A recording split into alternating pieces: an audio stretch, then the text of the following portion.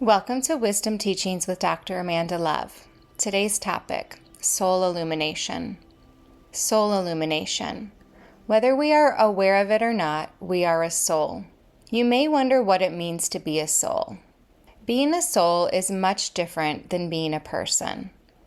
While the soul includes our personality, dreams, goals, thoughts, emotions, and to-do lists, it also includes much more. It has added dimensions of energy and awareness that provide for expanded perspectives of experience and knowing. In short, the soul has access to more. We are all hungry for this, and yet sometimes it feels like an impossible trek to find our way to soul. This is because being human gives us enough stuff to focus on to keep us busy for our lifetime. It is easy to get caught up in all of the stuff and lose sight or simply not focus on anything beyond it. Sensations, emotions, and thoughts take up most of our bandwidth most of the time, and therefore there is not much energy or awareness left for soul. The good news is that soul exists or is regardless if we are paying attention to it or not. The real question is, how conscious do you want to be of your soul?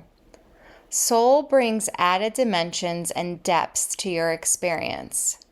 It is kind of like reading a book, but rather than just focusing on the content of the book, you see where the content came from, the past and future impact that the book has and will have, and how the sentences say more than the concepts they share. You feel, smell, and taste the words, all the while still seeing the physical nature of the book. You notice the energetic qualities of the author of the book and also from where they accessed the information as they wrote the words. There is simply more to your experience because there is more of you there to experience it. You can think of the difference between an infant's experience of a book compared to that of an adult's experience of the same book. They will be two very different experiences because there are different aspects of self available from which to experience and know. There are no shortcuts into soul, even though many people try to find them. There is a natural progression to the soul body coming more and more online. We can, however, expose ourselves to environmental conditions that support the development of soul. Just like a child would not learn to talk, read, write, and develop its mental body in these ways unless it was exposed to the environmental conditions that supported this, same for our soul. What are the soul's conditions for development? Inner and outer fields that are more densely packed with light and greater organized coherence. Clarity of mental content or clutter, and heart-centered spaces. Soul is more readily revealed when there are a collective of beings that resonate together in a similar frequency, hence the potency of things such as healing retreats or group healing. We can support soul's development by clearing the way for it. Just like if a child was learning to walk, we would clear the path in front so that the way was unimpeded. We can do this for our soul. What interferes with the soul's clear path and our conscious awareness of soul? Fixation on thoughts. Thoughts are what we trip over as we progress on our path to soul. When we are children, our parents clear the way for us so that we can walk without running into furniture or falling over toys. Even still, we will sometimes fall and bump into things because our parents aren't always there every time we move. Eventually, we learn to navigate around the stuff.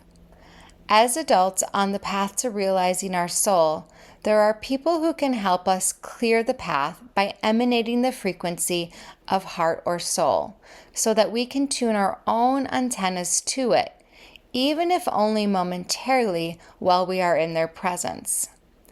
Yet no one can go inside of our mind to remove the obstacles of our thoughts. Rather, it is us who must do this task. Here, meditation becomes our most trusted ally on the path. Without finding ways to navigate around our own thoughts, sustainably resting in our soul will be challenging. Obstacles are part of the path. They help us learn by teaching us how to use our focus. If we focus on the obstacle, we get lost in it and forget what the heck we were intending to do in the first place. This is the state of mind of most human beings. We are lost in the obstacle, fixated on it, and have forgotten what we are doing. This would be like the child falling and getting lost in playing with the toy that it tripped over, forgetting altogether that it was walking. There is no problem in this. The child will still get the impulse to walk again once it's done being enamored with the toy. Similarly, we will get the impulse to seek our soul again when we are done with the thought that we are currently entranced by. We can learn to increase our capacity to transition from fixation on thought into the space of the soul by increasing our self-awareness. You can't shift your focus from your thoughts unless you know that you are focused on them. Seems obvious and simple enough, yet we are often unaware that we are thinking. Rather, most of the time we are just thinking. There is a big difference. The difference is that if we are aware that we are thinking, we can consciously shift our focus off of the thought. If we are just thinking, there is no conscious awareness there, and therefore nothing that is able to shift the focus. We have to become conscious first, be aware that we are thinking, and not just thinking. Once you become aware, if you are still having trouble shifting your focus, then I find the easiest way to work with this is simply to let it be. Let the thought just be. Don't try to do anything about it. Just notice it. Through this, you will slowly start to release your grip on the thought, and more space will arrive between your awareness and the thought. As this space increases, soul comes more into focus, because soul is the awareness that is aware. This method works for sensations too.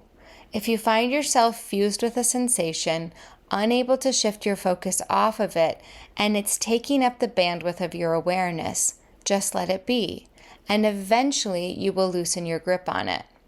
The quickest way to clear emotions that are taking up space is to just feel them.